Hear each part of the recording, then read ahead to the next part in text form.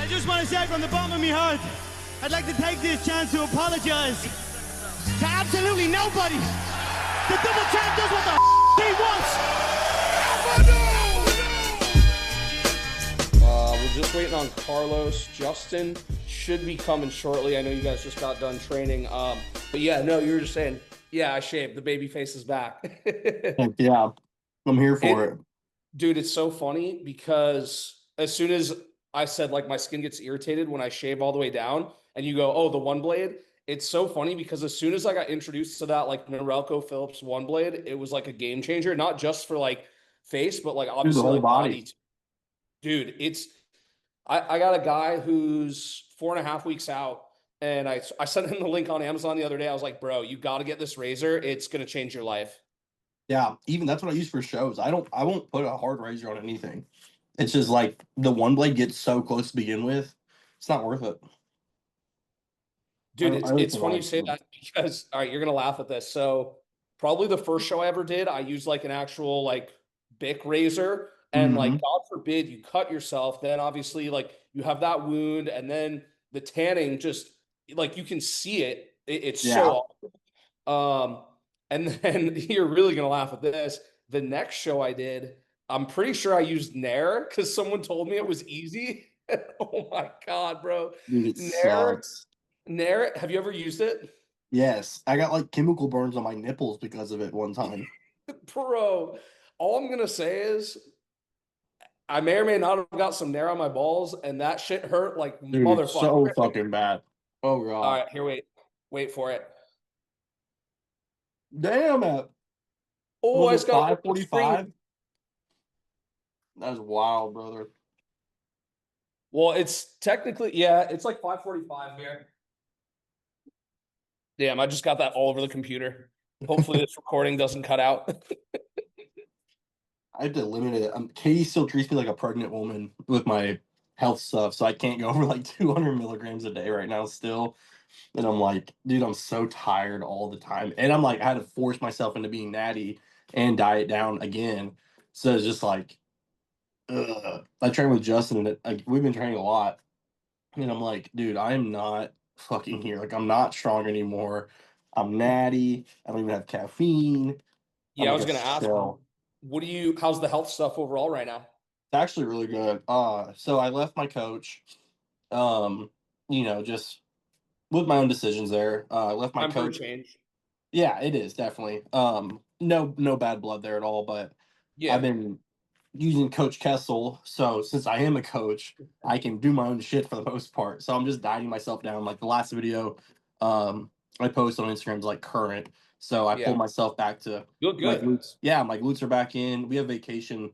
Literally we're leaving for Punta Cana this weekend. So I was like, I have to be fucking peeled for vacation because Katie just got out of the universe. I'm not gonna be shredded for the beach. Yeah, I'm not gonna be the fat one here on vacation. But I got a new coach. I don't know if I should. I'm gonna wait before I even say who I think it is. More than likely, yeah. Okay. Yeah. I've had a lot of people reach out, and like I wanted to make a post in like the nicest way possible, do the outreach of like people that like care, that are coaches, without like a poaching side. Like there was no poaching going on. It was just like friendly, like even at Junior Nats, at Universe.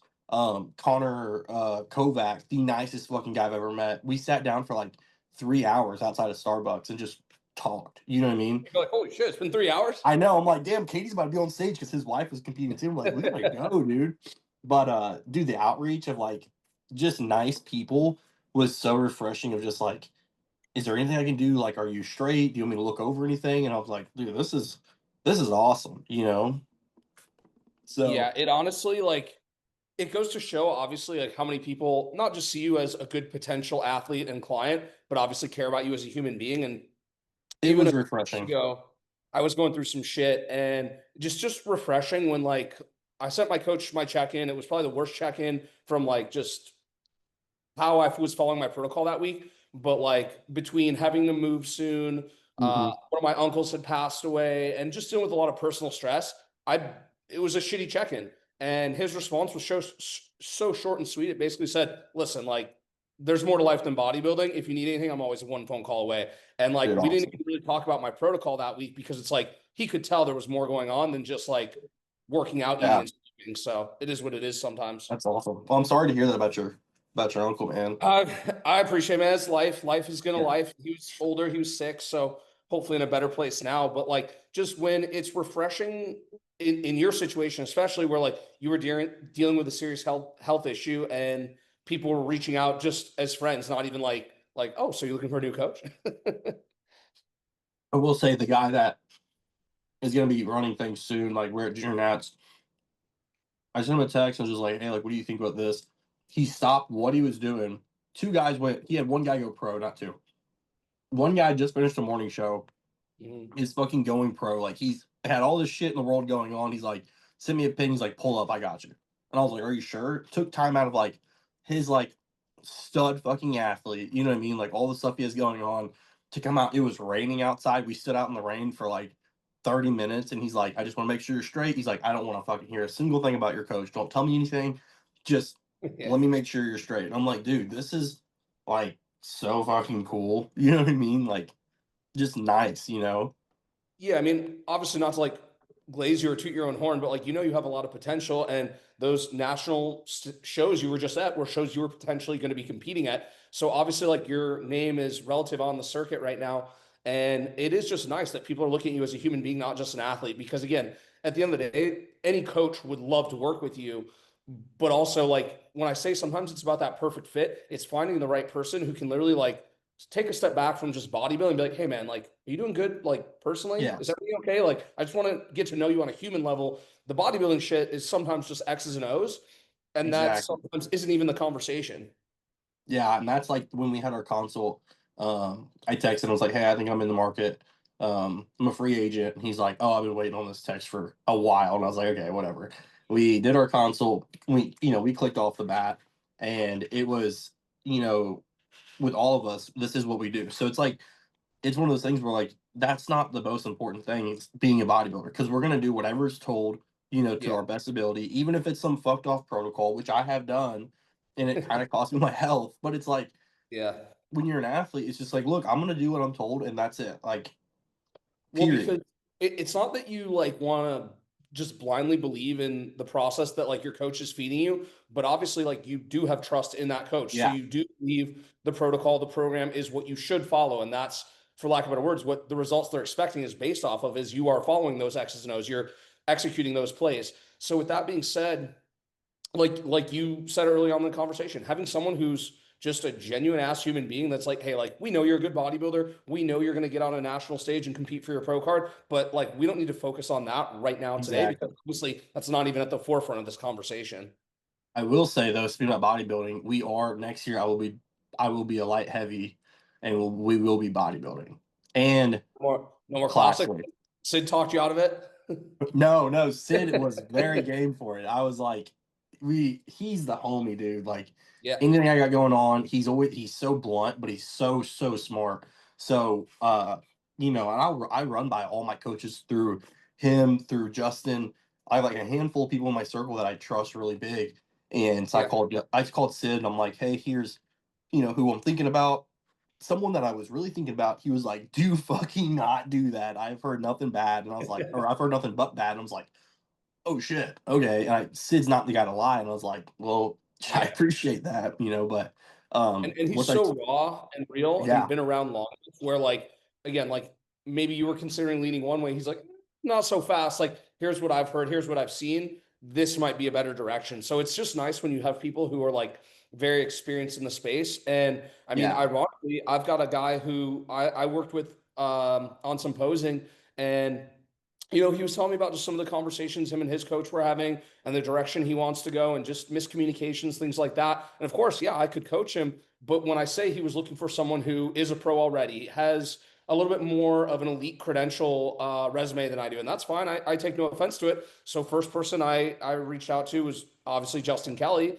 And I was Mhm. like, hey, I might have a guy I'm going to be sending you in a few months when he's ready to ramp back up. But it's where it's like someone who that referral, you're going to put someone else in a good position where it's like, again, I will be the first to admit I'm knowledgeable with pharmacology, but not as knowledgeable as someone like Justin. So therefore, True. like I want to put them in the best position so they can win. And by default, I still feel like that reflects good on me because I'm doing the right thing, like for them in the long term, not just like, oh, give me your money. Yeah, 100%. I mean, anyone theoretically you can prep anybody, but there's a way to prep somebody, and then there's a way to do it. Healthfully, that's a word. Yes, very health consciously.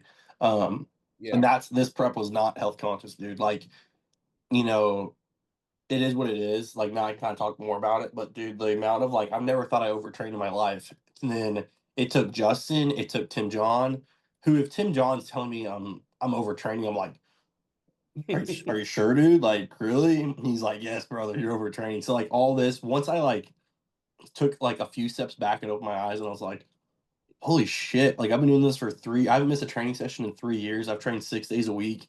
My rep sets are like 27 a set of till failure. You know, like these are the rep ranges. I was like, oh God, like maybe I was overtraining just a little bit, you know, but Yeah. you live and you learn. When obviously like I first found out what was going on with your health, I was joking around and I was like, well, I was like, on the bright side, at least, Chris doesn't train like a pussy. So there's that. Like, This is true. I I mean, pride obviously myself. you don't get to that point if you're training like, you know what I mean? Me and Justin just trained today, and that's why I love to train with him. I'm not ever going to be the strongest of him, I don't think, but he trains so damn hard, just like me, and I'm like, this is so much fun. We I feel scared of each other.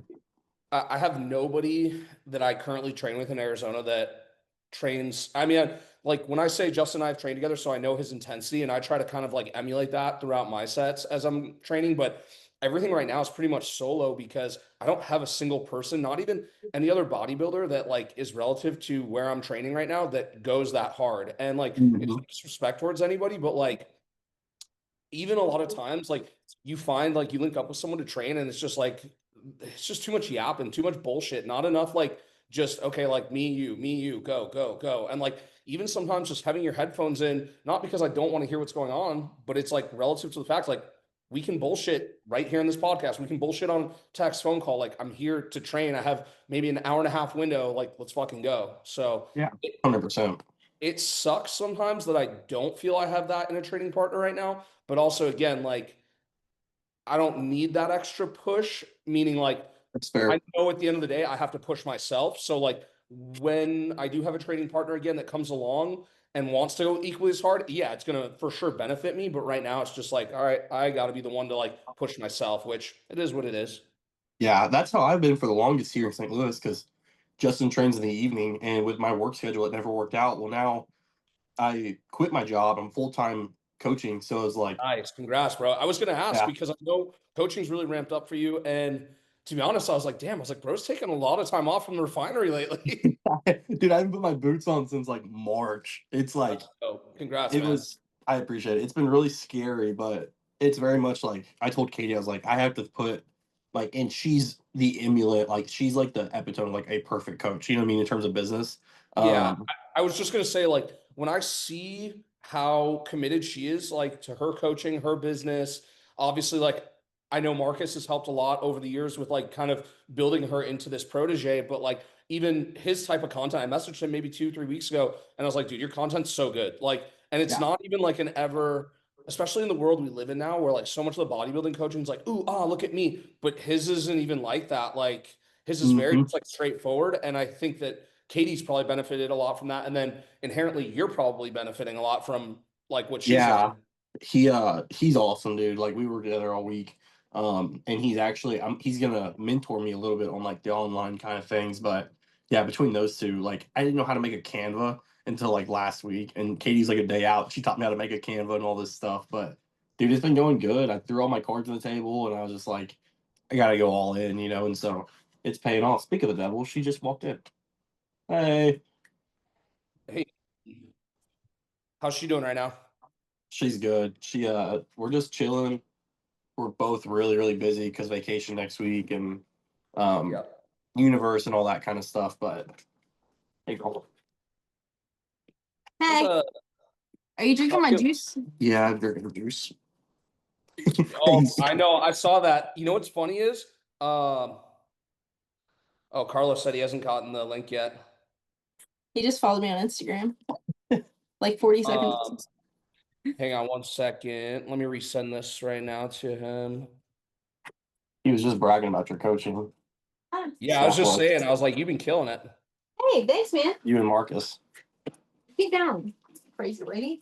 We got the poodle all hyped up. I'm gonna go make all my stuff. All right. Yeah, she's been really good. Universe was like her best look by far, and it was one of those like I was gonna throw up because we didn't know what was gonna happen, but it was awesome. So I think this just like kind of lit a fire in her, and it might also be one of those things like we just need to compete together again and fucking run it. So I'm super proud of her. Well, dude, I mean, the season she had where, correct me if I'm wrong, but she went from 13th to then back-to-back third placings at Junior Nats and Universe. So, like, obviously, literally right there. Oh, yeah. Being there.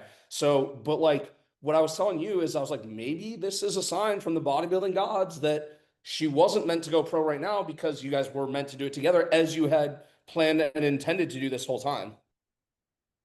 That's what it looks like. But then we were saying this prep was like, well, maybe this means we need to go pro individually. So it was like, what the fuck's going on? But you know what? Like, obviously, and again, like when I say, like, I saw her post last week where, like, dude, you deserve like boyfriend of the fucking year type award. Where it's like, but again, people don't realize like it takes a village where it's not just, oh, babe, let me cook your rice or your asparagus. Like, you're literally helping with hair and makeup. Like you're literally giving massage. Like, you're just doing all the things to make her a better athlete. And that's where, like, even the conversations Justin and I have had in the past where it's like, when you see a couple who is a bodybuilding couple that is relentlessly just like doing whatever needs to be done to help the other win, like, it's just dope. Yeah, it's awesome. Like, I think I was just telling him about that today. I think I brag about Katie probably every day, but like we could not ask for like a better relationship with each other. Even if we weren't bodybuilders, we would still be doing all this for each other. That's both of our like love languages, whatever. It's just like the acts of service and like making sure we're straight and all that kind of stuff. And it just clicks like so damn well. And knock on wood, but it's just awesome. Couldn't say enough about it. Well, that's the thing is like, even if you take the competitive element, like separate that, and let's just say you both retired tomorrow and we're like, all right, we're done competing, but you still apply that same drive and intensity and focus to coaching. Yeah. It would still, you know what I mean? You guys would still be winning. So like, it's just that's what people don't get, I think, is that like the mindset just translates into whatever it is you're focusing on. 100%. Yeah. Uh-oh, here we go. Hey. Yo, Yeah, what's up, brother? what's up? Are you guys able to hear me? I don't know if he can hear us. Probably working on his volume. Yeah, I can hear you. I can hear you Yeah, guys. I don't know if you can hear me. Can you hear us okay? Yeah. Money. Wait, can you hear me? Are you guys able to hear me, or is my shit stupid? No, No, I you're can good. hear you perfect. Oh, okay, perfect. Justin should be hopping on probably, I think he said maybe like 20, 30 minutes, but yeah, we just started running things. He's gonna hop on a little bit later. What's up, buddy? How you feeling? Good. How are you guys? The champ is here. Appreciate it. Bro, congratulations, man. It's been so cool to watch the journey, and obviously like some conversations we've had behind the scenes that we'll probably talk about a little bit today, but like, dude, you fucking did it. I know. I'm like still in like so much disbelief. I'm not gonna lie. Dude, that's the craziest part is like, as you're seeing like all the Gilco content start to like come out, you're like, that's me. What the fuck? Yeah, that's how I felt after prejudging at my first show. I got back to the hotel room, and then like my girlfriend Hannah was like, "Did you see these photos yet?" And I was like, "No." And I looked at it, and I remember I was like, first post I saw was me doing an ab and thigh with the vacuum, and I looked at it like a quick glance, and I was like, "Holy fuck, that's not me. That looks insane." And like I remember at the time I was like, "Holy fuck, I looked really good." But then as like time went on, like a couple months later, I'm like, "Damn, I look like dog shit." But at the moment, I was like, "Holy fuck, was that really me?"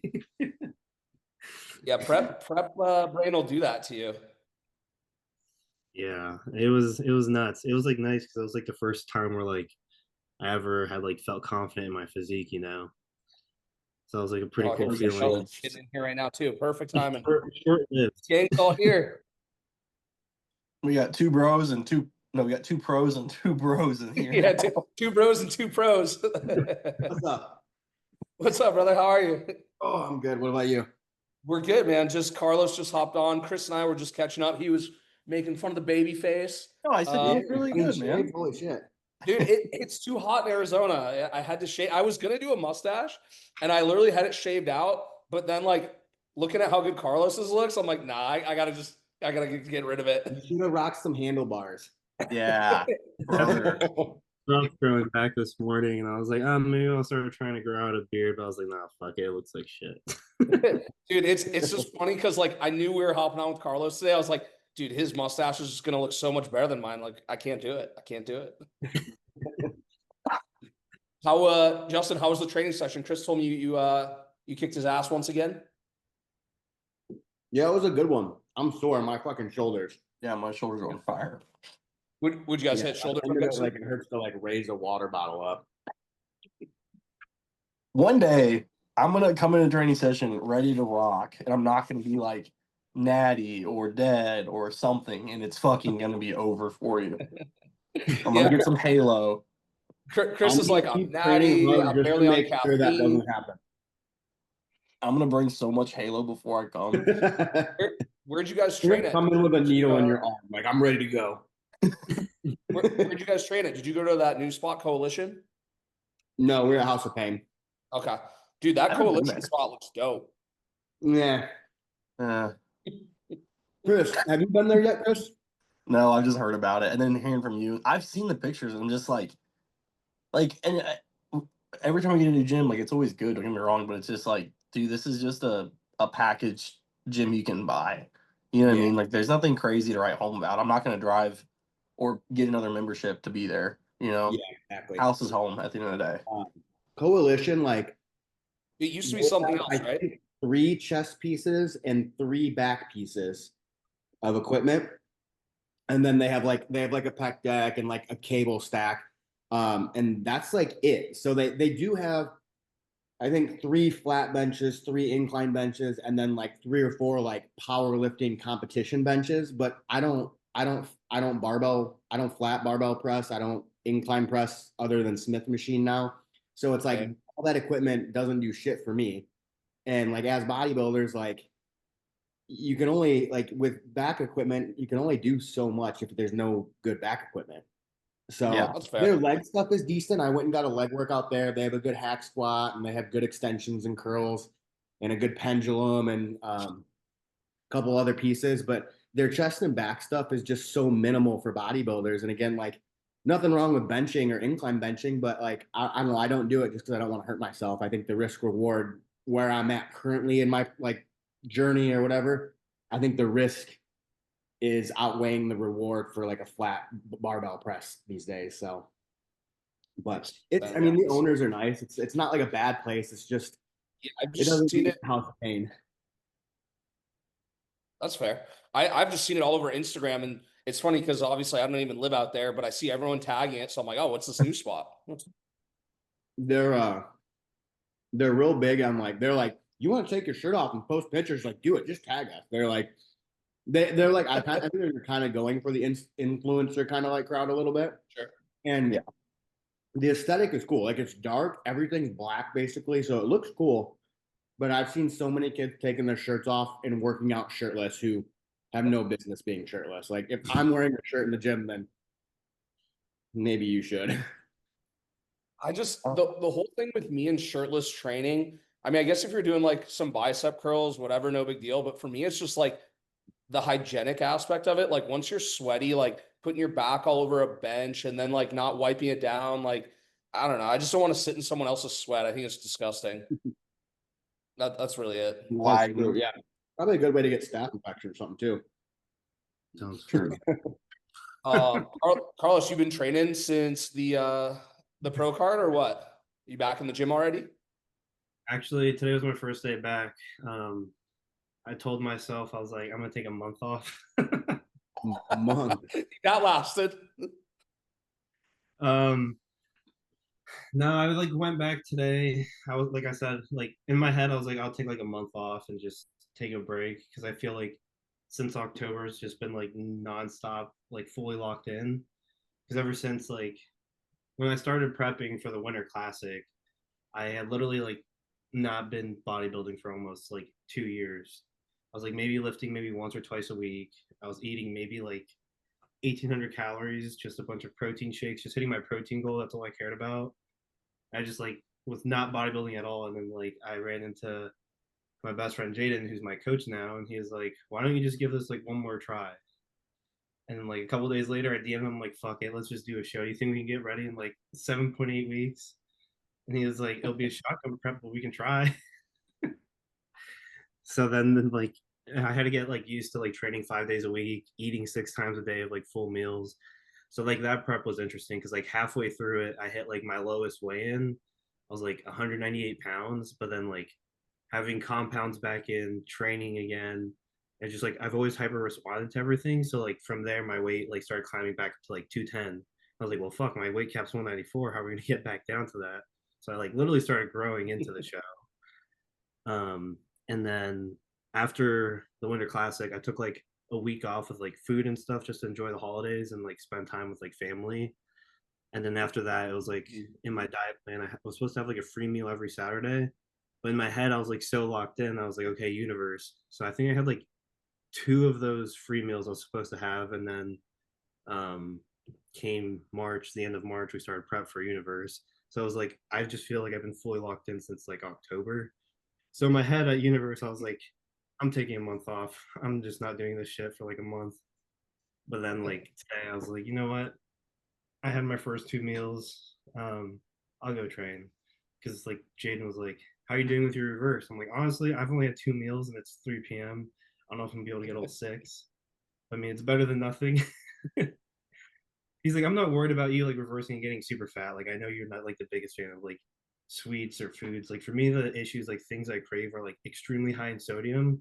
Like yesterday, I had like a euro and that was it. But like that's so high in sodium.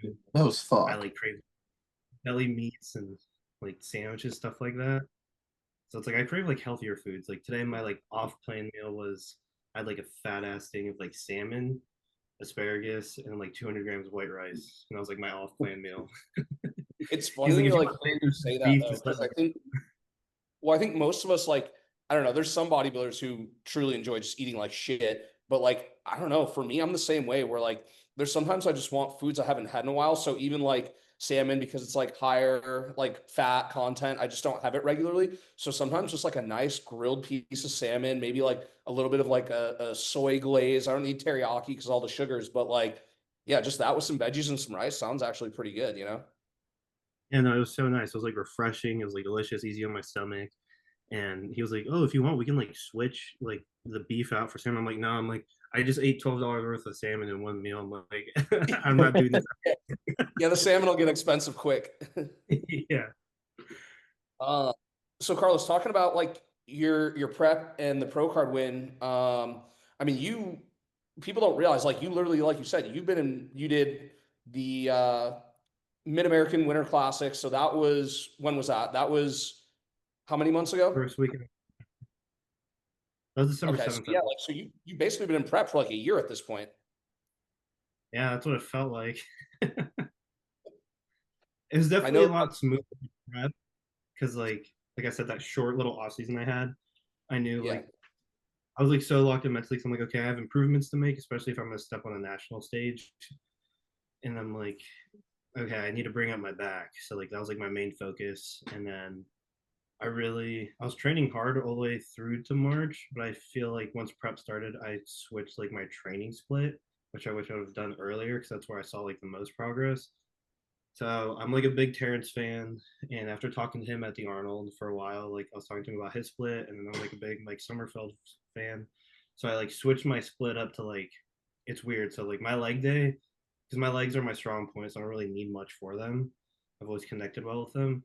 So like my leg day will start off with I'll do like preacher curls for my arms, and I'll do side delts, and I'll do tricep extensions. So I do about 2 sets for each one of those muscle groups, and then I'll go into like leg extensions and then a leg press, and then I'll be done. But I usually start off with like things I'm trying to bring up first. So like today I did an incline converging chest press, then a flat converging chest press, and I did a lat pull down and a pullover variation, and then 2 tricep movements, but I keep everything at like 2 sets. And like I just because of my muscle connection I have from like years of training, that's like benefited me the most with like frequency throughout the week. So I get everything in like 3 times, and then just with the intensity I train till like true failure. So like my first set will be like a top set of like true hard like 6 to 8 reps to failure, and then my second set will be a back off set, and I usually fail anywhere from like 10 to 12 reps. But like that, like mentally also helps me push. I'm like, okay, I have 2 sets to get better, so I give it Yeah. my all. And Yeah. that's No, like, no, it makes sense too. And I think obviously too, like sometimes when you are like so deep in a prep and you've been training a certain way, just any change can make the hugest difference. yeah, that's why I'm like, I know a lot of people aren't the biggest fans of it. I mean, like, I'm a big science based guy, like exercise physiology, you know. And I understand like the science with it, with the frequency, especially with like drugs and all this. You have like the enhanced recovery, but I know it goes against a lot of stuff a lot of people believe in too.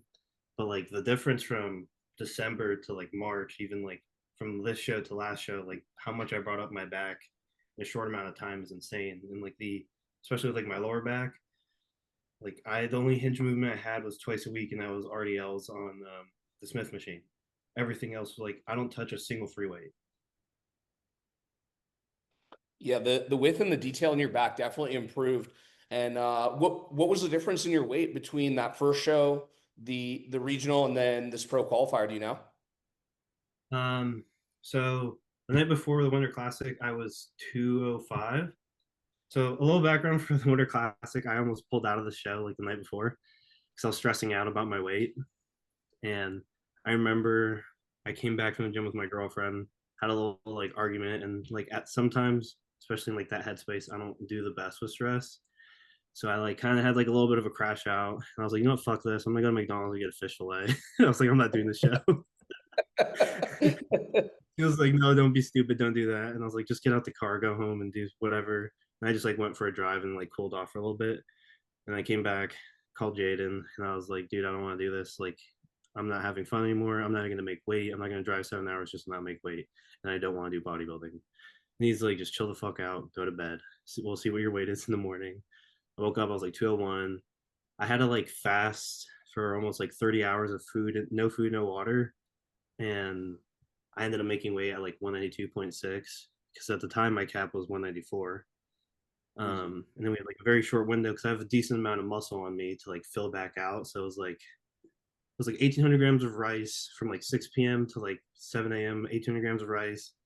I shit you not, I probably had a total of 38 cookies, and then I had like 5.5 muffins, and then a bunch of cream of rice. So it's just like that's why I like prejudging. If you look at some of those photos from the Winter Classic, like I just couldn't pull my vacuum as deep because I just had so much food still digesting. But yeah, so that's what I made weight at there, and I think at finals I was like 202. Here, I was way harder and way leaner, but I lost a lot of fat in my feet apparently, so I got heighted in like a whole inch shorter. They're like he like heighted me in, and I like about shit my pants. So I was like already paranoid about making weight, and I was like, you know what, I'm not gonna eat or drink like all day driving to New Jersey because we left at like 3 a.m. and we got there at 12:45. And I was literally like the third person in line for check-ins because check-ins started at 2. And he heightened me in, and I was like wearing a shirt and sweatpants. I'm like, I'll make weight easy. I was like 191 last time I checked. And he heightened me in, he was like 5'7.5". I was like, what? And he was like, they literally just measured Ain't me in no at way. 5'8" in December. He's like, nope, you're 5'7.5". I was like, can you check me one more time? And he like brings it back. He's like 5'7.5". I was like, oh fuck. And he's like, okay, time to check your weight. And I was like hesitant to take my shirt off and start taking clothes off. I was like, I'm not fucking making weight.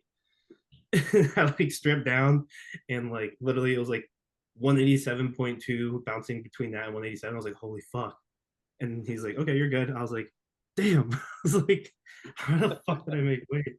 But I made Dude, weight, and I was surprised as fuck. I ran into Carlos when he was in line for getting weighed in. I was like, "Hey, what's up, dude?" And like the look he gave me, I was like, "Hey, what's up?" And I was like, "I've been eating. I just got done training." He's just like, "Hey," and I was like, My face was "Oh." so fucking, it was so bad. I was like, And "Fuck, the you're second right." Dude. the second I made weight, my coach was like, "Okay, we need to start filling you out," because I ended up going Wednesday, so we had enough days to like weigh in or like fill out because I competed Saturday morning.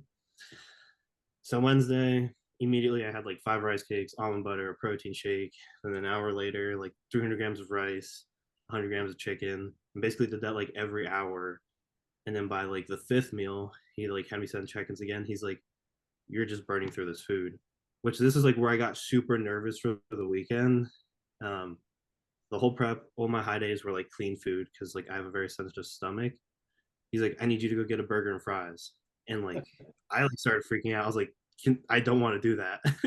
He's like, "Go do it, just trust me." And I got nervous as fuck, so I went, I did that. I was like, "You know what, fuck, I'm just gonna do what I'm told." Had that. I looked a lot better a few hours later, and the next morning I woke up even better.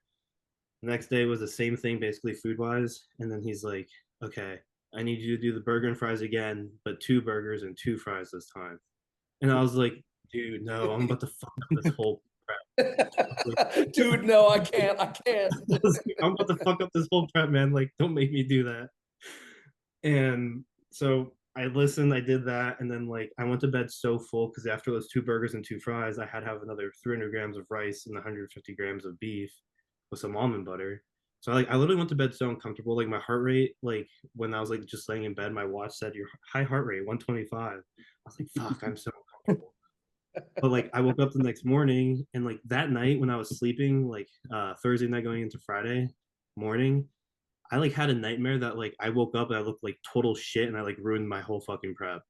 That was like the scare I had in my sleep.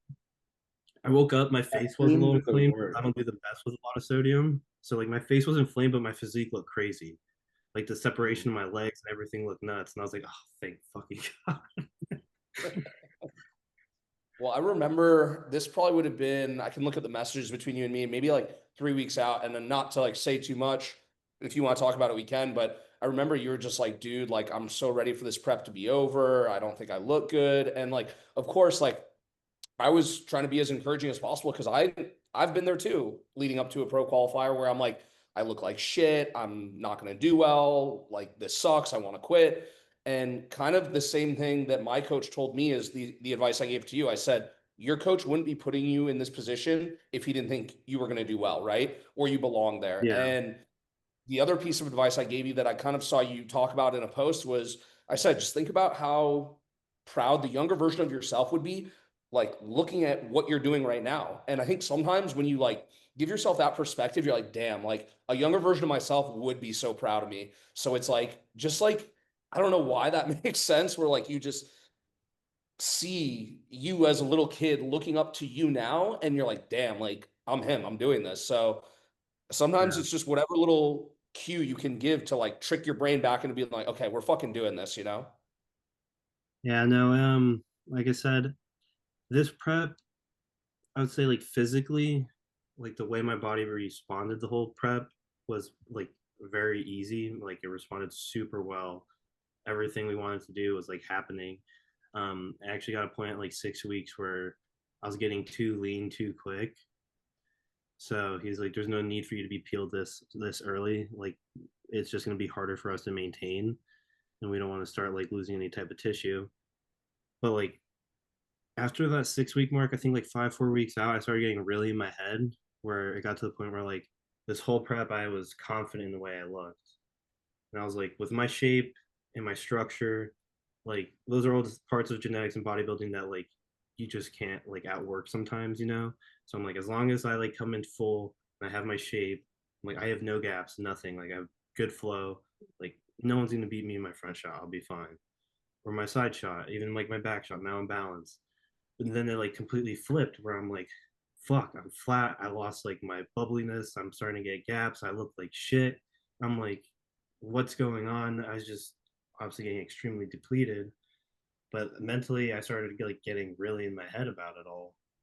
And I remember I was like texting Jaden, and I was like, my body really fucking hurts. I'm not having fun, and I like saw everything starting to come into like kind of like a job almost, and like I wasn't having fun with it anymore.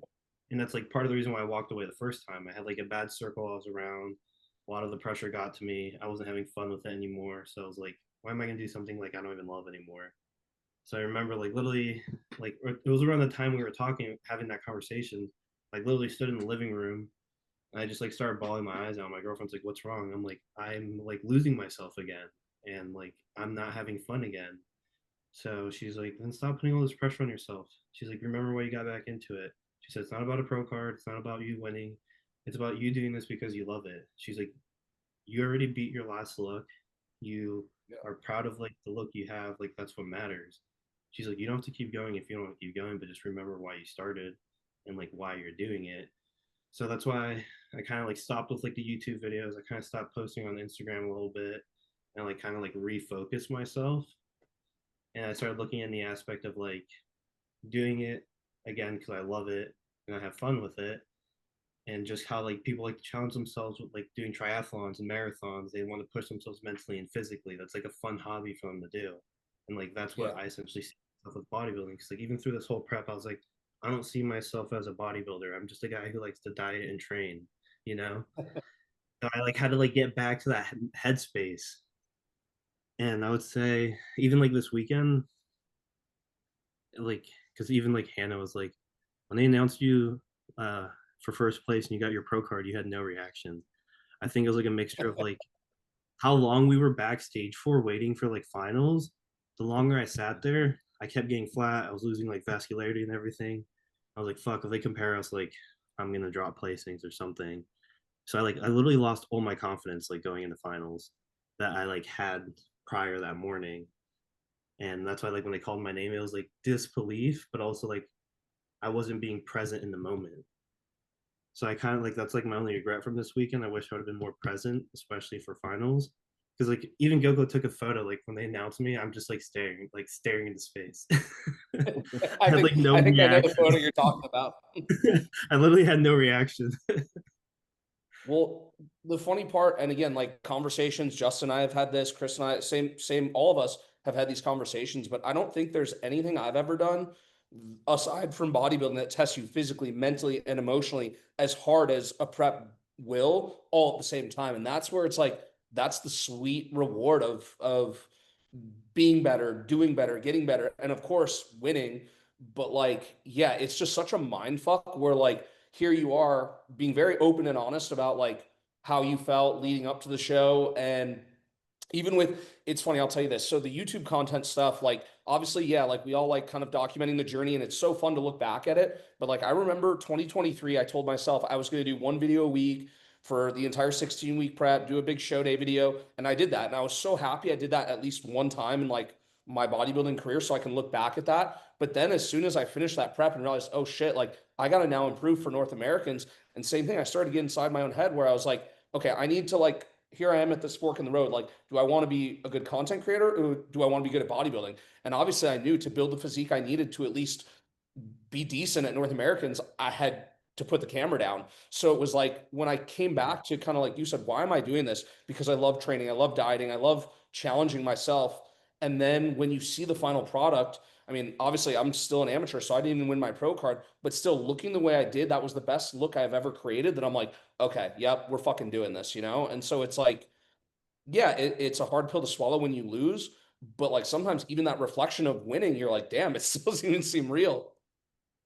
Yeah, no, like it truly doesn't. Like I keep getting a lot of messages and they're like, "How's it feel? How's it feel?" Or like blah blah blah, and I'm like, honestly, I'm still in like so much disbelief. Like I feel like it doesn't. It'll be a while, like because I mean I've been it's been 8 or 9 months for me, and Yep. like 10 months. I'm still the same person. Like there's nothing changed. I just have a cardboard yeah, fucking thing on my shelf now. It's and I got the same thing. Like people are like, how does it feel? Like 2 days later, I'm like, I don't know. Like nothing has changed. I literally just have a piece of cardboard that says pro on it now. Like still the same yeah, person. Like, I'm proud. Like I'm excited. Like I'm happy. But like it's not like I got a tattoo where I like fucking see it every day or like you feel something. yeah. It's just it's an awesome feeling, but at the same time, it's like again, it's like I don't know, especially this early. Like nothing's changed really. I came home, I got to eat a little bit of food. I've been trying to like be a lot more present and like that's one thing I try to work on the most is prep is like feel my feelings and like not like suppress stuff, and also like be present in the moments. Like for instance, my girlfriend's family has a really big 4th of July party where they like have hundreds of people over and they have like tens of thousands of fireworks go off. And Hannah's like, you probably don't want to go because you're gonna be like a week out. And I was like, at the time when she first brought it up, I was like, yeah, no, I'm not gonna go. But when it came to it, I was like, you know what, fuck it, I want to go. Like, what's the point of me not going? I'm gonna be at home bored, being sufferable anyway. Why not go socialize and like actually? I don't want to miss out on life just because of something I decided to do. So I went and I actually ended up having like a really good time. But that's like I just tried to be present and I didn't want to like make my life like change and like live in this little box either, you know. It's hard sometimes, especially when you are in prep for that long or like that deep into a prep and you're holding yourself to such a high standard that like when I say there's people in your circle who get it, like Hannah obviously understands it, but then like props to her for being understanding where she's like, hey, if you don't want to go, like it's not like you guys are fighting over it. She's like, hey, like it's up to you type of thing. But then I think the cool part is when you're able to kind of like pull yourself out of that box, you're like, hey, like yeah, I chose this, but also like I want to experience the 4th of July that we should be doing anyways. And then you go and you do have a good time. It's kind of like the reality check of like, okay, like I can find the balance between both, which I think sometimes is hard to do. And I'm guilty of it for sure.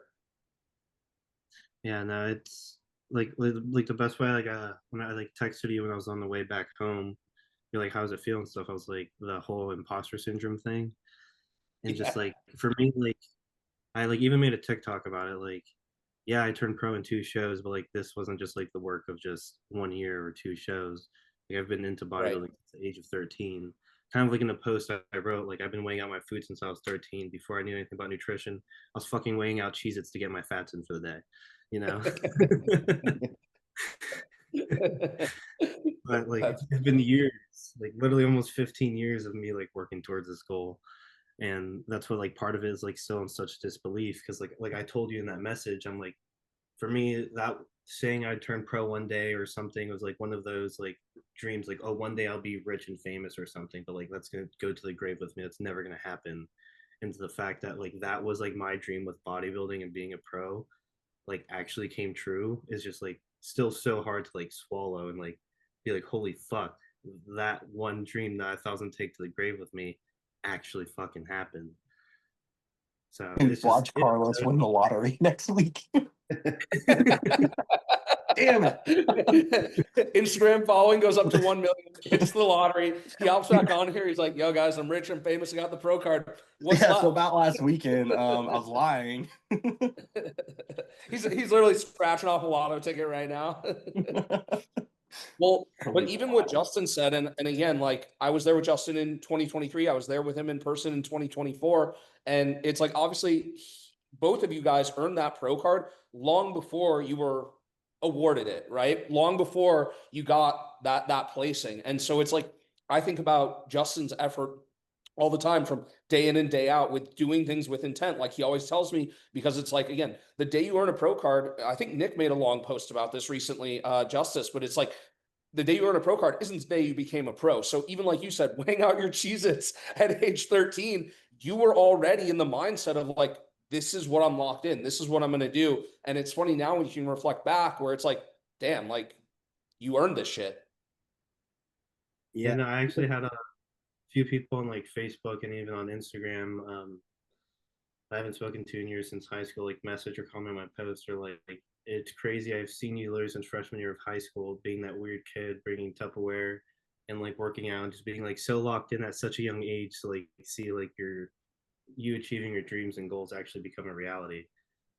And they're like, that's just admirable to see like someone who like never gave up, which is crazy because like I did give up a lot of the times along the road, you know. And even this prep, there was many times where I wanted to give up too, you know. So like the like after we got back to my room, I think it's kind of where I felt a lot of the emotions. Once we got back up after finals, like I cried pretty hard to like it like hit me finally like what actually had just happened. um so I don't know, it's like I said, like I'm still processing it. It's definitely an awesome feeling. I'm definitely honored by it. um It's just like I think it's the way I grew up too, like with my dad, just being like a high-ranking naval officer and like doing special forces work. It's like, yeah, you do something good or something, and it's just like, okay, and like what's next? It's never like acknowledge what you did and just like good work. It's like, okay, next. So it's just like that's kind of how I've always had my mentality my whole life. So like that's been like I said, try to be present and acknowledge like the shit you just did. But I think it's also that same mindset that makes you good in everything you do, where it's like, I'll give you an example. Like, I would admit that I have like an addiction to just goal setting at this point. So, like, I'll rewind to when I was full time doing my real estate career, and it was okay, sell a house at this price point, bump it up to this price point, just so like I could see the commission checks get bigger and bigger. And then, like, I remember when I was like, oh, I'm going to sell my first $1 million home. Cool, did that. Look at the check, fucking put it in the bank. I didn't go out to celebrate. I didn't buy myself anything. I literally made myself dinner and I was right back on my computer working because now there was another goal. So it's like almost like when you are so hard on yourself and you set that standard so high, I don't want to say nothing ever seems good enough, but like you're already thinking like, what's next? What's next? You know? Yeah, Yeah, I think it's it's a progressing it. dichotomy. Like you need that drive and that obsession and that like look of like work job's not done. Job's not done. There's I just hit a certain point, there's more to do. But it's also good to like find the balance in there. Because I'm kind of the same as you, Scott. I definitely lean way more into the like job's not done. I just hit a new mark. I gotta keep going. And like when I Yeah. didn't win my pro card, I was like, I gotta hammer, like I gotta focus because I don't want to lose. And then when I did win it, like Carlos said, you didn't really react. When I won, I literally like put my head down, I did this, and that was it. Like I didn't smile. I like just was like, that's how it felt. I was like, job's done, move on. And like I smiled throughout the night. Like there's a like Brandon I've got a few got a pictures of picture of me you smiling with with it. Like cheesing. yeah, I was cheesing, but that took me like 10, 15 minutes. And I Yeah, was joking around about reality being sets alone in. actually. Because who was it? Joe Quadriceps, one of Cameron's Cheeks guys, was like backstage and like they were having a candid, him and his girlfriend were like hugging and kissing, and I was like, well, that's adorable. And I'm like literally by myself, and I'm like, can I get a picture of me with my card? Like, I don't have any. Like, I don't have a girl. Had a girlfriend, but she wasn't there. She had to be at home. So I'm like backstage while they're like the cutest fucking thing ever, and that's where that picture came from.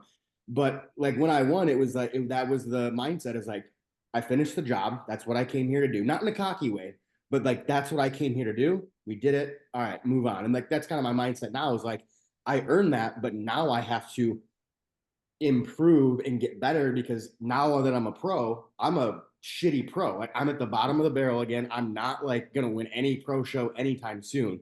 So in order to like be good, I checked that box. Now I got 4 more boxes that are higher to check. And I kind of lack with what Carlos said. Like I kind of lack in the being present and feeling the moment. It's not that I'm emotionless, but I do get very, very tunnel vision and very I don't know, like Dorian Yates, like just like a monk. I kind of live very, I don't do shit. I'm very focused on the goal. And I don't like, it's like I said, it's not that I don't feel emotion, but I definitely lean more towards the like job's not done kind of mentality versus the feeling stuff. I think too. I think it's very important to have both. And like I Yeah. said, I'm Yeah. trying to work on present. Like best example I can give was like back in college football. I completely ruptured my left elbow. I tore 4 out of 5 ligaments and partially tore my tricep and broke my elbow. And I remember I was really anxious for like my MRI results. I like went to athletic training room once they said they had my results. I was like, okay, I went from like not being able to do 1 push-up, I can do 4 push-ups now. Even though my arm was like black, maroon, purple and stuff. I was like, it's just a really bad hyperextension. So I go in there, he's like telling me everything that I fucked up. And then I was like, I was like, okay, like when am I coming back? And he's like, you're not coming back. I was like, what do you mean? He's like, you're out for the season. Like you need surgery. And I was like, no, I'm like, I'm fine. And then when they like basically told me like, no, you're done for the season, I like remember I like went outside the training room and I like immediately called my mom. I think I like cried about it for like 15 minutes and I was just like with that same mindset, the job's not done, like figure this shit out. Sitting there crying isn't gonna get anything done. So I literally like called called TRICARE like through the VA, found myself my own like sports medicine doctor, I was like, hey, I'm pre-physical therapy. I want a hinge joint brace. And I went, got my own doctor, ordered a hinge joint brace. They flew someone out from California, got me fitted. I was back in 2 weeks. I was like done with the season, my ass. Like I'm coming back this season. And I was back 2 games, like 2 weekends later for a game. And I finished out my season. But it's just like same thing, just job's not done. There's always a solution. Like my biggest thing is a lot of people like to complain and feel sorry for themselves, but they don't like to like figure shit out. And that's like one of my biggest pet peeves. Like it's okay to have feelings and to be vulnerable and all this stuff, but like stop waiting for someone to do something for you or like for someone to feel sorry for you and like try to figure it out. Yeah, I agree 100% because there's like I've seen or know people who they're always complaining about something, and I'm like, okay, it's okay to be upset. I understand that. It's okay to be bothered by whatever your circumstances are, an injury, a significant other, your truck breaks down because you're an idiot, whatever. But stop like once you get it off your chest, you can't continue to dwell and complain. You got to figure it out. Like, all right, well, I have an injury. I can sit here and whine and cancel my season, or I can get a doctor, get a hinge brace, figure it out. I tore my hamstring to 2023, a few weeks out, 3 weeks out from my like regional qualifier. 3 weeks out, I tear it. And so the machine, like I tear the hamstring doing a squat movement. The machine is stacked on me, and I'm just stuck with my ass on my heels with all this weight, can't move. And Liz is pulling plates off because I can't stand up. And I'm sitting there and I'm like, fuck, I just tore something. And by the time she got the plates off, which couldn't have been more than like 2 minutes, it was a long time to be sitting there, but minute and a half, 2 minutes, I'm like, all right. And my exact thought was Sebum tore a bicep, Sebum tore a lat in his prep. If he can do it, I can do it. And so within that like 2 minute span, I was like, all right, this is fucked. I'm 3 weeks out. Do I quit? Sebum did it. I'm not quitting. I'll figure it out. And by the time I got up, I was like, I went and tried to finish my workout to see, how bad it was, and it wasn't great. But then, like you did, I figured it out. I went home, told my coach, I got BPC, I got Graston, I got dry needling, and 3 weeks later, I won an overall. And then went on to take 2 second places at national shows, and um, I didn't win my pro card that year, but I didn't give up. I just figured it out. Yeah, it's just a I matter think of like doing something rather than doing nothing and figuring it out. Yeah. Yeah. Well, sometimes too, when I say the goal seems so distant and like it's almost surreal, right? Where like you've been dreaming of this goal for so long, working so hard for it for so long that like the reality of it hasn't even set in. And then also with like the addictive personality to goal setting, you're already thinking about, like I saw your post earlier and you're like, all right, 14 months, we're getting to the Olympia. You know what I mean? So it's like, I already know you've set that next goal because it's like, that's just your personality, but it's like, it's such a double-edged sword where it's like that drive and mindset is what has made you good and what will continue to make you good. But then like you guys were just talking about where it's like that figure it the fuck out mentality where it's like, okay, yeah, sometimes shit sucks. It's not going to be all sunshine, rainbows, ice cream, and fucking unicorns, but that's life. And Yeah, like life isn't just also, yeah, it's like sometimes finding that strength, like again, mentally or emotionally, just to dig deep when you have to get where you need to be. That's the most rewarding part of it. But I know why it feels so surreal because again, when you see yourself achieve goals, but you do have that mindset of job's not done. I mean, it's like, okay, cool. Pat yourself on the back. Next. What's next? yeah, I 100% agree. So I really appreciate you obviously like opening up and sharing some of the mental stuff you were dealing with because like from the outside looking in, people are probably just like, dude, look at this guy's legs, look at his vacuum. Like they would have no idea that genuinely, like, I mean, again, you messaged me, you're like, I'm just hoping for first call out. So I was like, bro, I was like, you're doing much better than just a first call out. And it's because again, when you hold yourself to such a high standard, you're inside your own head, like people wouldn't even believe. And that's where hearing you talk about that, I think, is going to inspire a lot of people to hopefully just figure it the fuck out for themselves. Yeah, that's why like the post I made before actual show day, like I wrote like I hold myself to like a standard that a lot of people wouldn't understand, and that's why I'm like so hard on myself. And like I feel like people, well, a lot of people that actually do get to know me in person and stuff, they're like you're just like a very genuine, humble person. Um, And like I just always try to be myself, and I always try to like uplift others, and just because like I always say like my thing is like being nice is free. There's like it just costs you. It's literally more effort to be negative and bring other people down than it is to bring them up. And yeah, like backstage, everyone's like, "Oh, you look freaking amazing." I'm like, "Oh, thanks, man." Like I'm honestly just happy to be here. Like if you knew the mental journey it took for me to get here, I'm just proud to like show up on show day and be here. You know, Yeah. like I already won just showing up.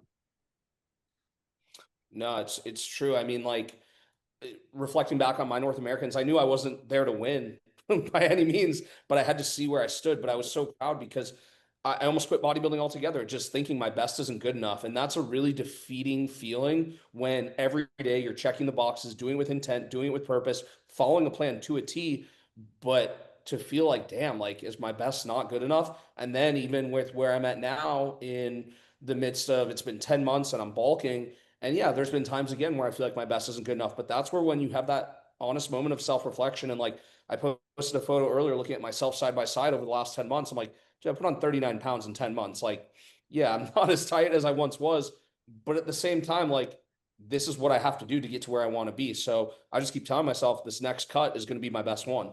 And is it easy? Fuck no. Eating 5,000 plus calories every day of clean food, it fucking sucks. But again, if I want to get to where you guys are, this is what I got to do. Yeah, and like you were saying, like you sometimes worry that your best isn't good enough or best isn't worth the pro card. And like maybe last year it wasn't, or maybe this year it's not, but like my best in 23 wasn't good enough. My best in 18, 21, like none of the other years I competed were pro card worthy physiques. I just now got it last year. And now my best is not a not a pro show winning physique either. So it's like either way, your best will get better. And if it's not this year, maybe it's the next year. Like your best is going to change, and that best is going to get better and better and better until it is a pro winning physique. You know, it took me, I think, 9 shows until I won a pro card. You know, it was my third national qualifier, 9 shows total, but it took me a while to get there. And each year, you know, my best got better and better. And, you know, like I said, maybe in 26 when I compete, maybe it's not a pro show winning physique. Maybe I'm not an Olympian level physique yet.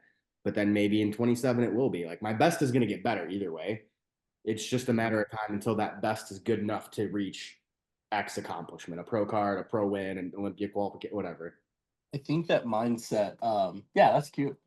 Sorry, Katie's trying on dresses. That's a cute mindset. Yeah, I mean that's cute, Justin. Just kidding. Katie said sorry. That mindset, Katie and I talk about that a lot. So you'll see, I see it a lot with like influencers, and I'm not like a hater, but I don't. Yeah, okay, let's be real. I sometimes I am, but I don't. With bodybuilding, like you see bodybuilders. We're the four of us are bodybuilders. We love this shit for a reason. If there was no Instagram, we'd still be doing this. You know what I mean? If there wasn't YouTube, if there wasn't all this shit, we'd still be doing it. So then you get to the separation of these influencers. They go pro and then they're done. They'll make some sappy fucking story about X, Y, and Z, blah, blah, blah. They did it for the clout. Now they're out. And having that mentality of like, I will be better. I will be better. You know, it's going to happen. It's going to happen. That's when you see the true athletes of the sport come out, because guys fizzle and die in this shit all the time because, you know, and they'd have the best fucking physiques, you know, but if they're not really in love with it, then it's just like, what are you doing for the sport, the league, everything all together? The sport, you will burn out eventually. This is exactly sport to do if you don't love it. Dude, I got in my head so much this prep, like when I was in the hospital, I was like, maybe this shit's not for me, you know, whatever. I had to get like my ass whooped a little bit, but I was like, no, fuck that. Like, I love this shit. You know, we're fine, whatever. But it does show, like, I can see it in Carlos. I can see it in Justin. I can see it in Scott. This shit's way more than just bodybuilding. You know what I mean? This is alive.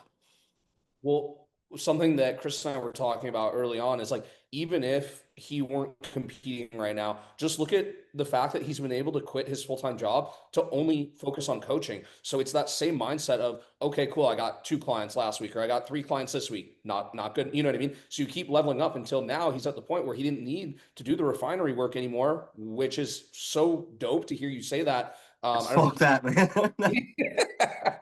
fuck that blue collar shit. But no, It's one of those goes. things where it's like that same work ethic that you apply to your nutrition, your training, your posing. Clearly, it translated in other areas of your life where when you hold yourself to such a high standard, like you're gonna have success in everything you touch because that's just how you operate. Yeah, you can see that with all the guys in this podcast. I mean, like you're a real estate agent. Justin is a full-time chiropractor.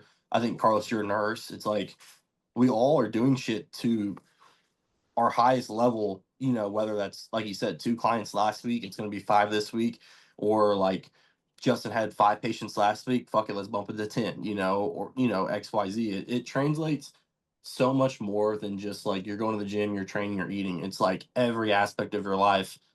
Like since bodybuilding, it got me sober. My house is clean. Like I'm doing all this other shit that I'm like, holy crap, like this is cool, I don't know. It goes way further than Raising the standard of your life. Like yes. even just little things like I make the bed every single morning now. Like Yep. no matter what, I make the bed, and like I very rarely let dishes sit in the sink overnight. Like if I don't feel like washing them by hand, I'll put it in the dishwasher. Like you just slowly keep like raising the bar. And it's kind of like the, how you do one thing's how you do everything. Like you keep slowly getting better at everything in your life because you bring that standard from like bodybuilding and stuff to the kitchen or the bathroom or the laundry or whatever, and you just slowly keep raising the bar until your house is always clean and the dishes are always taken care of. And I haven't got the laundry part down very well yet, but Neither is Katie. I do the laundry. Mhm. But you're right. I tell it to clients, like, and I'll tell them when they first get started. I'm like, look, it's going to be pretty hard. Over time, you're going to see this like snowball effect of, your life is going to start changing without you even knowing it. Bam, 6 weeks later, you're like, holy shit, dude. I'm doing all this stuff I've never done prior. I'm shaving my face every other day, or I'm brushing my teeth more, or whatever it is, because you just start looking at things in a different perspective. Yeah, you Well, slowly it's crazy. doing one thing after the other, and it just starts adding up. Yeah, compounds. and those like things that are hard just become habits. So like, Yep. like making the bed, that's a small thing. And like usually it's like, oh, who cares? Or like, if I have time, maybe, but if I'm in a rush, fuck it, I gotta get to work. But now it's like no matter what, because even when I'm like in a rush to get to work, I'm like, it takes 2 minutes max to Mhm. make the bed. Like it's not that hard, you Yep. know. So it's like now it's like, all right, it takes 2 minutes, 90 seconds to 2 minutes to make my bed really quick in the morning. Like there's no excuse not to do that, really. Like, and those things that like seemed hard or dumb, It's all up here, like now it just becomes a habit, and then you just stack one new habit, and then another new habit, and then it just keeps kind of snowballing. I think that helps prepping too, because everyone loves to say how hard prep is, and it fucking sucks. You know what I mean? Like straight up, it's not fun. You're hurting a lot. But when you shift your mentality of like, I'm doing this to myself, I'm doing this for a greater purpose, whatever, it kind of helps you kind of take things like that day by day. It starts getting a little bit easier. You're rolling, and you're gonna always have those hard days, like Carlos said, like I'm the same way. I've bawled my eyes out in front of Katie, because I was pissing fucking wine. I'm like, I don't know what we're gonna do. That scared me. But with all those bad days, you have 50 more good days, and you just, once you take that step to like really look back and you see the big picture, it's like, whoa, it's kind of like, you don't really know how to feel about it. Yeah, What's it's crazy is one bad moment or one bad day. It's not a bad life. Exactly, 100%. We've all come from some bad shit. I've been a little open about it, but it's like we've all had really bad shit, bad lives, bad childhood, whatever the case is. It doesn't dictate who you are as an adult because we can always level up after it. And I just that when people start getting down, like what Justin said, they start like dwelling on stuff, and that same snowball goes in reverse. How many times do you see someone? you know, I don't know, like someone that's not doing the best in life. You know what I mean? Like an addict. I was there. I was fully in a meth addiction. In my head, I'm like, fuck, my life sucks. So I just kept going down this wrong path over and over again. It's like, dude, you're doing it to yourself. Like, open your eyes a little bit, go in the fucking sun. It's gonna be a good life. You just gotta make it. It's gonna suck, but you can make it.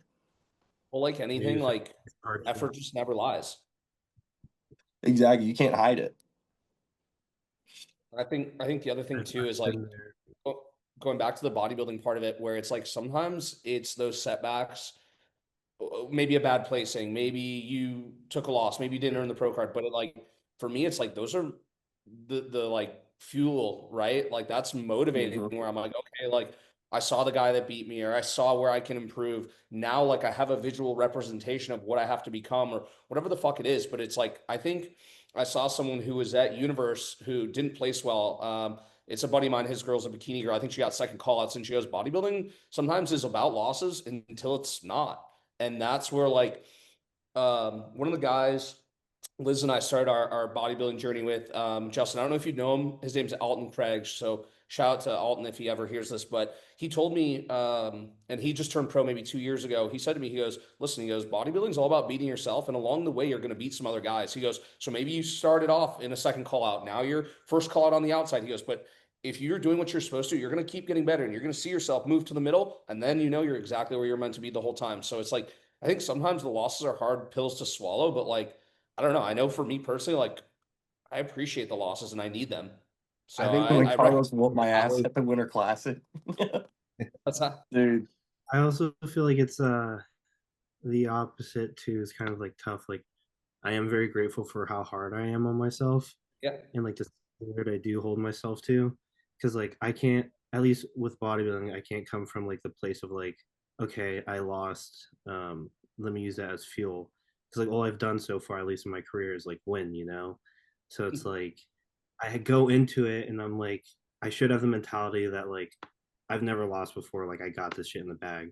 It's like I always go into like I've never won. That's why like even when I had like they announced me first place and like I said I had no reaction. In my brain, I think also was that like one, I was in shock, but two, I'm like, okay, now it's time for the overall. Like I haven't won shit yet. And it's like even then, like with this show, like yes, it's the best I've ever looked. And I still think even my coach read like we could still peak better. And I think it's better for us to maybe do like a 2-day peak instead of like a 3-day peak. But I like truthfully think, yeah, I came in at exactly 187, but I think I could have pushed a little harder and been like maybe 184 and just been like true, like pro level inside out peeled. So like that's like my mentality. Like I already know like what can I improve on. I can be tighter. I can improve my chest. I can improve my back. I can improve my posing. And that's one thing from this weekend I'm taking away from is my posing, because I did pose, especially I posed like probably 5 times more than I did for the Winter Classic. But like, holy fuck, like I am sore from posing from comparisons. My adductors are so sore, and like even like with like Gilco thing, you could see like me being a little shaky when I'd hit my poses, and it was like part of nerves and stuff. My first national show, but like that's one thing like I'm gonna like hammer out for sure for my pro debuts, like pose the hell out of myself. Because like I remember once we got backstage after the first round of comparisons, my legs were shot. I couldn't even feel my quads or flex my quads. I'm like, if we go back out there again for comparisons, I'm fucked. And I think Tyler poses these shit out of people. Yeah. I don't know if it was like directly targeted towards me, but like David made a post about how like this weekend, how like because like I've always had an issue with like my core control, even if my stomach is empty. Even like back with football, I was just a big diaphragm breather. And he like literally wrote in that post, he's like, I literally watched someone lose the overall and get bumped out due to core control, because like I was in the middle and at the overall comparisons, and then Tyler bumped me out. And I'm like, fuck, man, like I really need to focus on my core control and my pose. Yeah, but like fuck it, you learn, and you just get better. Yeah. Like you're saying.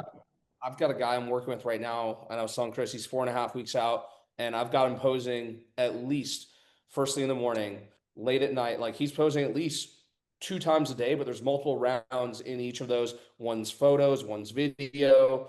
And I said to him, I said, the biggest thing you need to focus on is controlling your midsection, because I go, from the moment you're standing on the side of the stage and the judges can literally see you through every single transition, I go, if literally you can't control your midsection, I was like, they're going to mark you down, like straight up. And I've seen it happen time and time again, where like to have such a good physique, but like to lack that just mind muscle connection or thought process of like, okay, like I need to be tight at all times to win. It's such a game changer. So like, I mean, even myself right now, I'm in my off season at the fattest I've been all year, and I'm still posing 5 times a week, Monday through Friday post workout, because I already know that's going to translate. Okay, what's another 2 days when I get into a prep?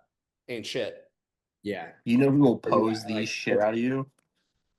Is Sid the Razor. That dude has no mercy. Like when we pose, I mean, it's literally I think I sweat a pretty good bit in like prep workouts, like with Clint and stuff. You pose with Sid, it's just like waterworks, and he's like laughing about it. He's like, I'm like, damn, dude, you're fat, you know. But if anyone, shout out Sid. But like, if you need a posing coach, Sid is like no bullshit. He even taught me like I pose like I'll bring my hands down over my stomach and kind of take a different breath. Like things like that, dude. It makes such a difference of holding vacuums. You can just like kind of let go a little bit and then suck it back in and do what you got to do. But shout out Sid. Yeah, Sid's awesome. But yeah, that's a trick that I've learned over time, because like I have the mindset for myself and my athletes. Once you're on the stage, just act and pose as if the judges are staring at you the whole time. Doesn't matter if you're first call out center, first call out far right, or if you're on the side right now. Pretend they're staring at you, because even when you're on the side, you don't want to be sitting there like stomach out, hands on your hips, like fucking hanging out. You should still, hit your front relaxed, hold it. And like you said, and I teach this to my competitors, like in between poses, when you can like sneak a breath, or how like if you go from like a front shot and now it's side chest, you turn, like I turn my back to the judges, grab my hand, take a breath, and then when I'm ready, I'll turn and face them when I'm like good and I've taken a breath. So now I can hold that pose. And same thing, side chest, all right, side try. I turn, I get my hands adjusted, take my breath and exhale, and boom, nail it. And then like you said, if I'm sitting on the side waiting or something, if I'm like starting to struggle, just cover your stomach for a second, take a breath, and then just reset. I don't see them marking you down because you took a second to reset your front relaxed versus you were standing there belly breathing the whole time. I do remember. It would be so embarrassing. Like, oh god, Chris, I was just gonna say like, it would be embarrassing. Like, obviously you're in a second caught and then you're just guts hanging out, and like you see yourself just like fucking beer belly like on the fucking side while everyone else is like in the photo. That would be the most embarrassing thing for me or any of the athletes I work with, where I'm like, dude, like, yeah, you didn't land where you wanted to, but now you look even worse in someone else's photo. It's like, fuck that. Yeah, and they're gonna post it because they look good. They don't give a shit. Yeah, but you're gonna see you, and you're like, oh damn. Yeah, it's like once you're on stage, I definitely learned a lot of those tricks, and you'll be better. I learned a lot of those tricks during this prep of like going through posing. Like I'll cross and like cover my stomach in between transitions, even with like the quarter turns and everything. My problem is like my greatest strength is my vacuum versus like someone flexing their core down. Because like if you flex your core down, like you can still do chest breathing a little bit. Like my greatest strength is my vacuum. And trying to do any type of like even a little bit of chest breathing or anything when you have a deep vacuum, you're fucked. So you just need to get used to holding your breath for like 2 minutes straight. That's again just like the presentation, because it's like you could have all the muscle in the world, and yeah, I mean at a certain degree it's gonna look decent on stage, but like if you don't practice your posing, like you're there to pose. They want to see the poses. So like, I don't know. I just, even for myself, I know that's the biggest area I wanted to improve in between this past show in 2024 and whenever my next one is. But even with everyone I'm working with, I tell them, I go, practice your posing so that when you get up there, like you can actually display your physique in the best light possible. And it shows off all the hard work. Because what would be worse than having so much muscle, but not looking good on stage because you're just like, I don't know what to do. Yeah, and you see it before. Like you'll see someone who's like big and lean, and then you watch their routine or the comparisons, and you're like, oh shit, like they might have where they went wrong. Like they definitely like their posing definitely knocked them down because they didn't know how to pose or couldn't hold their transitions or hold their breath or didn't know how to transition well or they're shaky. Like I've seen one of the only things you can control too. Like your conditioning and your posing is really all you got in your favor. Yeah, and that's one like it's just practice. It's hard. I'm not saying it's easy, but it is fully in control. Like even whether you're out of shape or in shape, you can at least practice posing and get good at it, or at least decent. Like I don't think I'm a spectacular poser, but I can hit my quarter turns and mandatories pretty well. I'm not going to win like any awards for best poser, and I'm not I'm not Terrence Ruffin or something like that, but I hit the mandatories and quarter turns pretty well. I just think like when I'm at my heaviest weight, if I'm able to control my midsection for what it's worth right now in an off season, then God, I can't wait to see when I'm fucking peeled what my vacuum looks like, or just again how long I can sit there in a front relax, front double, whatever the shot is. But like basically, and again, like confidently hitting those shots and then just being like, let's fucking go. Yeah. It's easy. Like you can do it at the grocery store. I like doing it like you're waiting in line, you got your buggy, like bend over your buggy, hit a vacuum. You got a shirt on, no one's gonna see it. You know what I mean? Or like, no, I'm serious. Like you're laying in bed, like shopping pull cart's a back. buggy. What do you mean? What do you mean? I'm not laughing because of the What do buggy you comment. mean? I'm It laughing sounds like because a British thing. I feel like Harry Potter would call it a buggy. I never heard No, it called dude, it's a buggy. It's a shopping cart, buggy. I don't know. I've heard both, but I was just laughing because like for me, usually it'll be like I'm driving and I'll come to a red light and I like kind of look at the person next to me and then I just like hit a vacuum. I'm like, they have no idea. just flexing on them. They probably think I'm so fucking big right now. Did I tell you guys? I think this was leading up to North Americans, but like my quads were so sore from posing and training that I would drive around and I'd have like one of those little massage guns in my car. So I'd be sitting there like just at a red light, like rubbing one out. I'd be sitting there and going like this, but all the person in the car next to me could see is like my hand going like this. I'm like, dude, I was like, I gotta tint these windows darker. People probably think I'm like jerking off midday at like 3 PM just driving. Just at a stoplight getting it. Just literally just I can get it while you can, dude. I You mean, need to look over and just make uninterrupted eye contact while you do it. that's a wait, charge. so- not to go too far off track, but I saw this reel and it was this guy talking about the whole Diddy case. And he goes, if this weren't so disgusting, it would be rather inspiring. He goes, this man found all the time in the day to come this much. And here I am, I'm just not doing enough. I was like, oh my Jesus. God. I'll have to send it to you Yeah. guys. It was funny as fuck, but he's just like, he's out here terrorizing women, making records with T-Pain and everyone. Like, and I'm just not doing enough with my 24 hours, apparently. Yeah, he He's took that got a mama point. mentality to baby oil and buttholes. He's got a good point, though. I mean, like, the sky's the limit. You He know? just No, had to it's saying direct that 24 passion hours. somewhere else.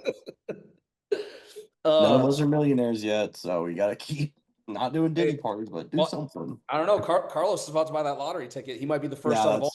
That's true.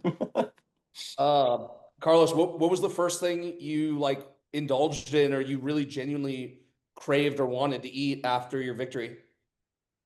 I was actually getting a lot of shit for it backstage, but because my coach kept asking me, because like I said, my carb up was pretty fucking heavy, and by the time finals came around, I already had so many damn muffins and cookies that like I honestly didn't want another carb.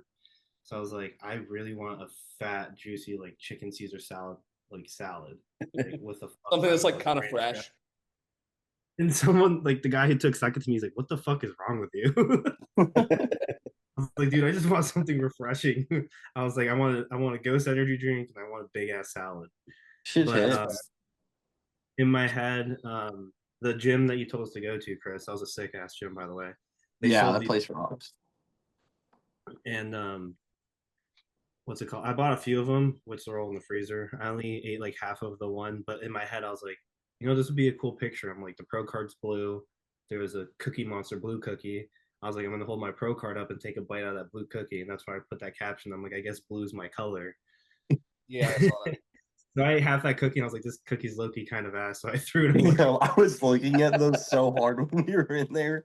I wonder if those are good. But, we went to the Cheesecake Factory because like my girlfriend and I have been talking together for like the last 2 years. And honestly, I was like getting really frustrated with this weekend because like, I mean, obviously I dieted really hard. I wanted to like indulge in some food. But we went to the Cheesecake Factory and I got like the chicken Alfredo or whatever. I didn't even get like halfway through it. And like I was looking forward to like getting cheesecake. I was so full that I didn't even fucking order cheesecake. Yeah. It's funny because like after a prep, like everyone's always like, oh, what do you crave? Blah, blah, blah. It's like, well, I carved up with burger and fries. I hadn't had that in however long, so I'm good there. I had rice cakes, almond, but I had honey, sweets, all that shit. So it's like I'm good there. Like I honestly always want like maybe this is just like going back to like my hockey days, but like a half frozen Gatorade, so it's kind of like a slush just to rehydrate. Um, usually like some fruit. But kind of like Carlos said, it's like you go out to eat for that first like big meal when you like can indulge, and obviously you're eating with your eyes, so you maybe order all this food, like you take like 4 bites of chicken Alfredo, whatever you had, and you're like, yeah, I'm full already. Like I can't even eat anything. I was like low key really annoyed. Yeah, Like it'd be like that for sure. the next morning, I like woke up at like 7 and I just like couldn't sleep. And so I went to like this Korean Whole Foods market they had, and because I used to live in Korea growing up, so we're stationed there. And I got this thing called kimbap, which is like kind of like a poor man sushi. It's like egg, crab, and like a bunch of veggies and rice and seaweed. So I got one. I got that, and I ate that for like my breakfast with like a tiramisu, like latte. Like coffee is what I've been craving. So I got that, and I ate that because we had the NPC photos at like 9 a.m. And then after that, we went to breakfast, the Brickstone or wherever the hell we went, and like same thing there. I was kind of eating with my eyes, and I ordered this like absurd cheesecake Oreo waffle mountain thing. It was insane. It was like waffle, ice cream, a bunch of like half fried Oreos, a whole chocolate cake on the top with this giant syringe of Nutella. I got like through like maybe half of it, and I was like, I can't. And then like I took 3 bites into my omelet, and I was like, I just fucking can't eat anymore. So I boxed up the omelet, and I ended up eating the rest of it on the way home. But like that's why I like made that story. I was like, damn, I'm a bitch. I didn't even get halfway through this fucking breakfast. I always crave sushi too after a show. It's just like one of my favorite foods. And so I think it was maybe like a week after North Americans, and a buddy of mine, we went to just a sushi spot, not like an all you can eat place, because usually the quality's shit. But I think him and I, between the two of us, had like $160 tab. And it was like during a happy hour too, where like rolls were like $5. And I think just everyone at the restaurant, we were both in like tank tops, just jacked as fuck. And they're like, fuck is wrong with these guys? Like just wondering like if we were competitive eaters or whatnot. But yeah, sushi's always good after a show because I won't have that in prep at all. And I was like I said, I was getting really frustrated because like I wanted to indulge after especially dieting so hard. I'm like, I want to enjoy this like pro card victory and stuff. I'm like, spent $50 on the breakfast and I ate like maybe a fourth of it. So I was like mad about the money part too. And then yesterday I had like what I really wanted all prep was I got a gyro, fucking delicious, like with some tzatziki sauce and stuff. Like I didn't even get like a side of fries or anything. I just got this fat ass gyro, and I was like, I'm happy. That's what I really wanted. Yeah, those are good too. Speaking of indulging, that reminds me, did you guys see obviously like this annual 4th of July, the Nathan's hot dog eating contest, that dude Joey Yes, Joey, he is an athlete. I love this man to death. Bro, I'm hold like his on. number Someone one fan. posted the macros in like the Oh, yeah, 70. I did see that. Dude, it was like 20,000 calories in one sitting. I was like, What So is he like retired. hot dog? Like 70 some hot dogs? I think like 71. It's crazy. He broke his own record. What was the time frame? Like 2 minutes or 5 minutes or? I don't even know. Maybe I it's don't like know. 5, 6 minutes, but dude, like when I saw just the macro breakdown of like the carbs, the protein, the fat, and then like, but it was literally like almost 21,000 calories in hot dogs. So I was like, that is ungodly. Like, talk about a fucking cheat meal. Where Dude, does Joey's it like go? not even in Think bad about shape. the volume of 70 some hot dogs. Like Dude, He broke he's it like a down skinny before. looking guy, too. Like he's Yeah. not fat. So Joey retired like 2 years ago. I love this shit. For only like him, really. But he retired like 2 years ago. None of these dudes could touch any of his records. And he come back this year, beat his own record again. But like he even says he's like, yeah, it needs to be like kind of a humid day. That way the buns don't get stale. Because if the buns are stale, you can't get them down. Like he like breaks all this down. It's so bad. It's just cool. You're like, damn, like this is kind of a sport. I will say there was like a year, maybe last year, 2 years ago, where there was some dude who like ran up on stage like protesting some shit, and dude was literally eating hot dogs and choked this dude out all simultaneously. I was like, that's an American. Oh yeah. Joey Chestnut did that or just another guy? Yeah, bro. I'll send you the clip. It's crazy. Like this dude runs up next to Joey Chestnut. He's got like I want to say like a Darth Vader mask on and some sign, and he like is gobbling down these hot dogs. And he looks over with one arm, just chokes this dude out and like throws him on the ground and just keeps eating. The people's champ, dude. So cool. Absolute insanity. That reminds me, I it's late saw for this is all a you little bit of a guys. tangent, but I saw today a former hockey player, Nick. Bro, something. yeah. On the He golf got pissed course, on some dude on a golf course. And I bro. was laughing, like you and I played hockey, so I'm like, and the guy that he fought was a fighter too. And then I saw the Okay. video and the size difference. I'm like, I'm confident, but I also am an adult. I don't go around trying to fight people, but I'm confident. But like, if I'm looking at a dude who's 6'4", Yeah, he was big. that guy had to be like 250.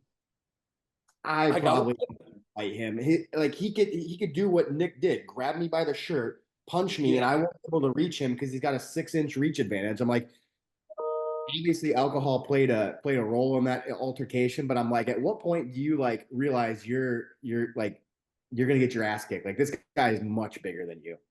So I saw that video going around on social media today, and you could tell he was a hockey player because he literally grabs the guy like it's a jersey and he's kind of tussling with him a little bit. But the funniest part to me about the whole video is he's literally he's making the sound effects as he's punched the guy. He's like bang, bang, bang. It's gotta be fucking demoralizing. around too. Like he was pissed, but at the same time, I'm like, I don't know if he's even taking it that seriously. No, like, no. you get to throw him into the best was pond though, first. yeah, when he tossed the guy at the end, like just a rag doll. And again, Yeah, just tossed him. a grown ass man who looks like he probably weighs close to 200 pounds, and he was just like taking out the trash. Yeah. But yeah, it was funny to see that, like, yeah, he still skates off, same exact way to fight. Like, grab him by the jersey and just feed him. That shit was. I'll send you guys a link for the video if you haven't seen it yet. It's one of the. It's going viral as fuck right now. It just was kind of crazy to see that, but yeah, definitely better be careful who you mess with. And also, do you remember when Biz got in like a bar fight and like I think it was Biz That and was here. Yeah, and like Biz is also kind of a fighter. Like he wasn't a skill player. And he's not the He biggest handled guy like ever. 5 guys at once. Yeah, he took on 5 people and lived to talk about it. So he didn't do too bad. The funny part about when that happened is he was like on a broadcast a couple days later and like totally unscathed. And then you see the mugshots of the dudes who got arrested. I guess it was like a group of drunk guys. The restaurant's like 5 miles from here north. And long story short, they were like talking shit to people working. Biz just kind of like stepped in to kind of like de-escalate things. And next thing you know, he's in a tussle with 5 dudes. But you see the mugshots of the guys that were like acting a fool, and all of them look fucked up, and he's just like unscathed. Yeah. Crazy. I know it's getting late for all you guys because you guys are in a different time zone, but Carlos, I appreciate you hopping on and doing this. I know obviously you're still kind of like just reversing and getting back into the normal swing of things, but we'll definitely have to get you back on again soon once you're fully rehydrated and back to normal living. And then I'm totally down. Yeah, You guys got anything else you want to run through today? Hey, congratulations, Carlos, on winning your pro card. That's badass. Congrats, man. Thank you, man. I really appreciate it. Yeah, dude, your journey ever since we met has been inspiring to me. And again, just like when I see my friends doing dope shit, I'm like, fuck, all right, he did it. I gotta keep going. I gotta get there. So it's like, I don't know, it's just motivating as hell because it's like when I say I know the mindset you have because I feel that myself. I'm like, okay, I'm like, you're on the right track. Just keep fucking going. Yeah, just time will tell. Just be consistent and relentless, and it's gonna pay off at the end of the day. Time and effort. That's the only thing right now. Time, effort, and a lot more calories. Jake and I called this about you at the Winter Classic. We were backstage, and I was like, yeah, I don't know. I'm probably fucking second. And he's like, yeah, I don't know where I'm at. And I'm like, pretty sure that dude's going pro like next year. And he was like, I think you're right. And I was like, at least we know. Let's go to finals. Pretty badass. Yeah, no, like I said, it was crazy, especially like the amount of time we were like sitting. The longer we sat backstage for finals, like by the time I like got in line to go out there for like my routine, my confidence went from like 90 to like 0. I was like, there's no shot I'm fucking winning. But you know, so real quick, Carlos, let me ask you. So I know obviously you do have a goal of doing a pro debut. Obviously, your goal now is to get to the Olympia stage. Do you think a realistic timeline for that pro debut? You're going to take the next year off and then try to jump into a pro show? Honestly, I'm not sure because just the way my body responds really well to stuff, and like just the short little off season I had, I think I can do a lot with just like a year even or even less. Obviously, I don't plan like doing any show until I'm like truly ready, especially with like the 10-pound increase in the weight cap. I definitely don't want to show up and be like under my weight cap. I want to be like struggling to make my weight cap as I did as an amateur. But I was talking to JM and we were doing the photos afterward. I don't know, we'll see. Because I guess next year the Pittsburgh and the New York are flipped, like timeline wise. And he was like, if you want to do Pittsburgh, he's like, let me know and we'll do like a road to Pittsburgh journey for you with you doing this show. And I was like, okay, I'll consider that. So like in my brain, I'm kind of like thinking that. I'm like, that's a long ways away. We'll just see how it goes. And like I was talking with my coach Jaden, like just because like I'm still a baby, especially with pharmaceuticals. Like this was like my first time ever using Primo, and it's what I've only used it for I think 4 months now, and just the way my body has reacted with that and just test. And after like my health phase and stuff, we're planning on running growth, which I've never touched before. So I am assuming the way my body reacted was just testing Primo, that adding growth in is definitely going to do a lot for me. So I guess it just time will tell. But like I'm not trying to rush anything. I definitely want to be ready. Like I said, I hold myself to high standards. So like I want to like I don't want to just show up and participate. I want to like be in the run, for like first call outs again. Yeah, and to be honest, shout out at your coach too, because obviously the prep, the peak, but his own transformation from when he got his pro card to where he's at now. I saw a side by side he posted, and we were talking the other day. I was like, bro, I was like, that's a crazy. Within a year, the amount of tissue he's put on is fucking insane. Who's your coach? Yeah, no, his story is badass too. Because what 2 years ago now, maybe a little over 2 years ago, he blew off both quads completely off the femur, and he actually was like very close to actually having to get one of his legs amputated from an infection because he had like what 4 or 5 surgeries on that one quad. I had no So idea. That's even more crazy. just to see his journey because his legs are nuts. Like you would never assume that like he blew both quads off the tendon completely, and like to see him like come back even better and win his pro card too. And just like watching him because he's 4.5 weeks out as of now from the Texas Pro for his debut for 212, and he's just looking really good. Him and Hassan have done like really good work together, but he also has just a really good mindset as well. Jaden's a nice guy. I met him backstage at North Americans in 24. Yeah, no, Jaden's very down to earth guy. Yeah, awesome dude. He was like way too nice to me. He's like, dude, you're gonna fucking win. Like we were in it for the overall because we both. That's just who he is, man. He's so nice. Thanks, man. Like you look good too. And I was like, I think he told me about the quad thing because I was like, that sounds familiar. Yeah, I was trying to find the side by side.